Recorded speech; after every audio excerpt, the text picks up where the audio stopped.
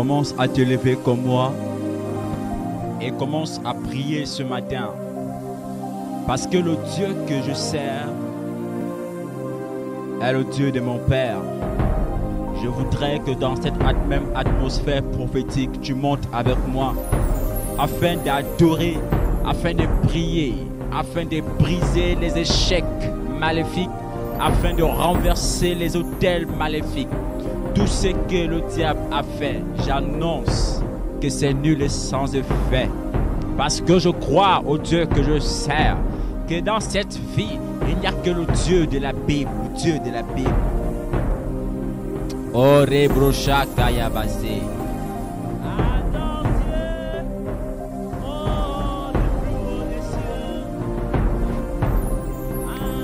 L'Esprit du Seigneur est sur moi et il est aussi sur toi. Parce qu'il t'a oint pour annoncer la bonne nouvelle aux pauvres. Il t'a choisi pour rendre. Il t'a choisi pour libérer les captifs. Il t'a libéré. Il t'a oint. Il t'a tiré des eaux. La Bible déclare que Moïse a été caché pendant 3 mois et en plus relâché sur les eaux. Et lorsque la fille de Pharaon a vu la corbeille, elle pouvait donner cet ordre: amenez-la moi. La Bible déclare que lorsqu'elle va ouvrir cette corbeille, elle va voir un beau garçon. Et en cet instant, elle va nommer Moïse. Et Moïse qui signifie mochi. En hébreu, ça veut dire ceci: tirer des eaux. Ça veut dire que Dieu t'a oint afin de retirer beaucoup de personnes qui sont en train de se noyer dans le monde. Ça veut dire que Dieu t'a choisi pour libérer la nation. Dieu t'a oint pour parler aux aveugles. Dieu t'a oint pour parler à ceux qui sont sourds et muets. Parce que l'Esprit du Seigneur est sur toi. Et il t'a choisi pour rendre libres les opprimés, pour délivrer ceux qui sont paralysés, pour venir en aide la veuve et l'orphelin. Parce que je sais que le Dieu que nous servons, ce qu'il a fait hier, il peut le faire aujourd'hui. Ne sois pas intimidé par le mouvement d'esprit négatif dans le monde actuel, mais sois plutôt fort, vaillant guerrier comme un Gédéon, sois vaillant héros comme un Gédéon. La Bible déclare ceci, qu'ils ont vu en Gédéon un homme paresseux, un homme qui n'avait pas d'exploit, un homme qui n'avait rien pour attirer les regards de beaucoup de personnes, un homme qui n'avait pas une force. Il était même incapable de tuer une mouche, il était incapable de tuer une abeille. Mais la Bible déclare ceci: pendant que cet homme marchait, la Bible déclare ceci, Dieu l'appela vaillant héros. Hey my God, tu t'es découragé parce que beaucoup de personnes ne t'ont pas regardé. Oh my God, adore Dieu ce matin. Adore Dieu. Commence à proclamer des paroles prophétiques. Parce qu'il est Dieu. Il n'était pas abandonné.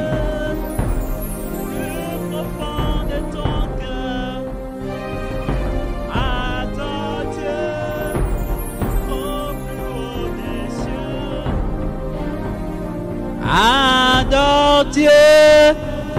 Commence à lever les mains, commence à dire avec moi: j'adore Dieu au plus profond de mon cœur. J'adore Dieu au plus haut des cieux. J'acclame Dieu avec mes 10 corps. J'adore Dieu au plus haut des cieux. Adore Dieu. Commence à lever les mains, commence à dire avec moi: j'adore Dieu au plus profond de mon cœur. J'adore Dieu Au plus haut des cieux, j'acclame Dieu avec mes 10 corps. J'adore Dieu au plus haut des cieux.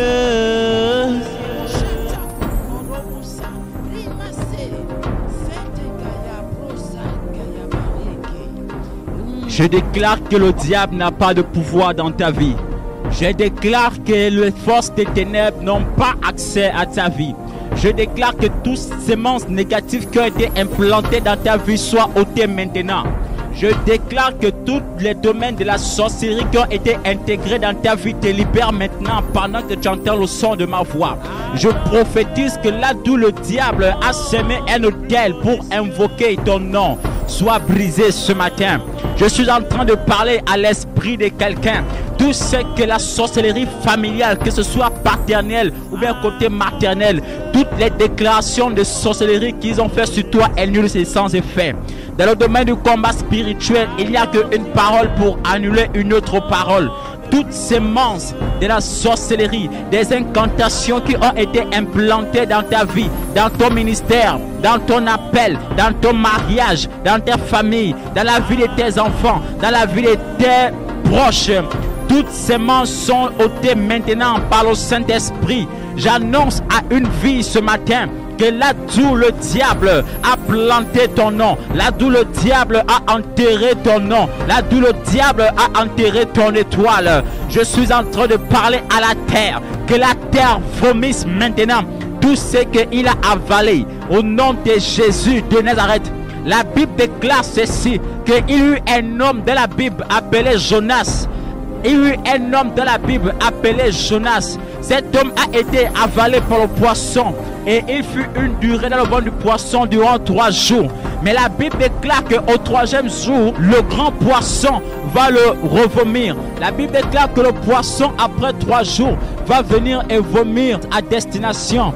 J'annonce à quelqu'un que comme Jonas, toute la sorcellerie, tous les poissons mystiques, tout ce que les sorciers utilisent comme véhicule qui t'a avalé, qui t'a embrigadé, j'annonce qu'il te vomit maintenant à destination. Il y a beaucoup de personnes qui n'atteindront pas leur destinée. Pourquoi? Parce qu'ils ont permis que le diable entre dans leur vie. Ils ont permis que la sorcellerie, que ce soit familiale, que la sorcellerie au côté paternel, au côté maternel, ont eu accès à leur vie. J'annonce la délivrance totale. La Bible dit ceci, que vous recevrez une puissance, le Saint-Esprit survenant sur vous, et vous serez mes témoins. Le Saint-Esprit survenant sur vous, et vous serez mes témoins. Et il va dire ceci, je vous ai donné le pouvoir de marcher sur les serpents, sur les scorpions, sur toute la puissance de l'ennemi, et que rien ne pourra vous nuire. C'est une ferme assurance que Dieu annonce dans ta vie. Peu importe les combats que tu vas mener, peu importe les décisions que tu vas prendre, rien ne pourra te nuire. Commence à prier, commence à élever le nom de Jésus. Seul le nom de Jésus délivre, seul le nom de Jésus libère.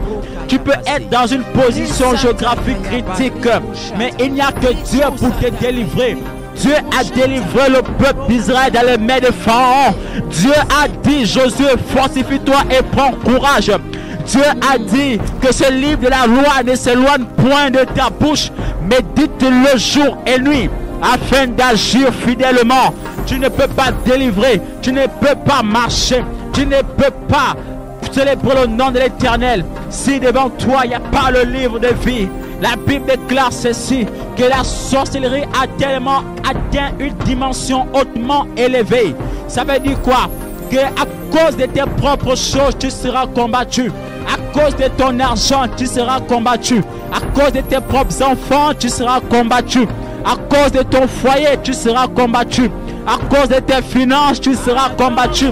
La Bible me parle d'un homme appelé Naboth dans la Bible. Et la Bible déclare ceci, que cet homme a été tué à cause de sa propre vigne.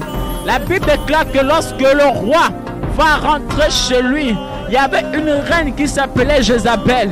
Et c'est dans la fut un moment de joie, de Pâques. Mais la Bible déclare que pendant que Jézabel va voir son mari qui était abattu, il va dire ceci, que cet homme qui a cette ville près de mon palais a refusé de me céder sa ville. Mais cette reine va dire ceci, ne t'en fais pas, la ville sera à toi. Elle a assuré à son mari qu'elle était capable d'arracher la vigne de quelqu'un pour offrir à son mari. Oh, rebrasa kayaba rebrusha, rimayabase. Et vous allez constater ceci.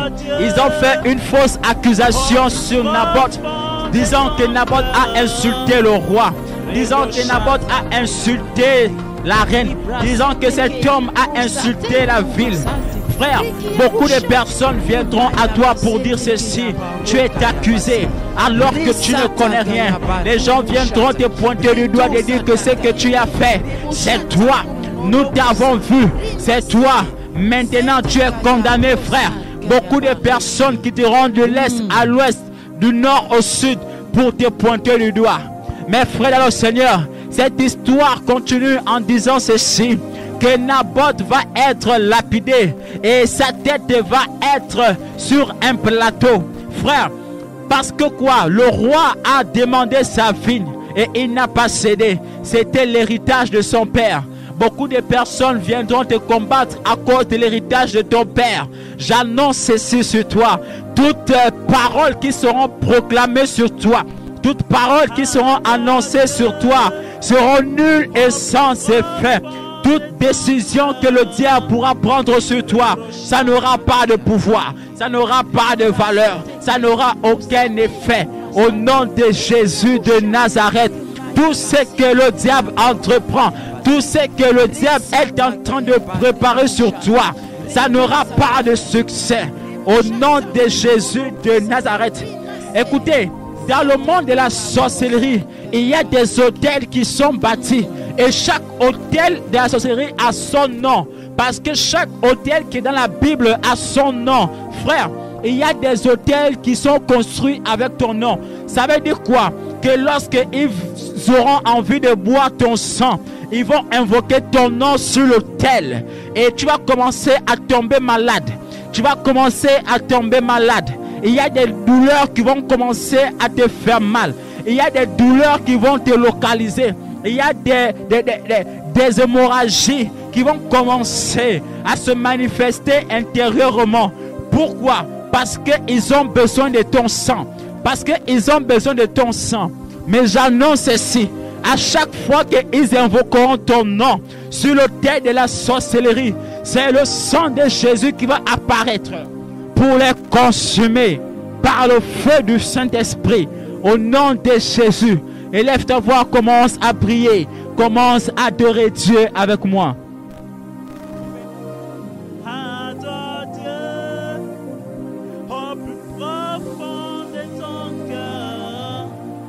Rebrochata kayabaye, ribrasete usate kumasate, rikiyabusha, rimayabasete kayabaro kayabase, risata kayabari.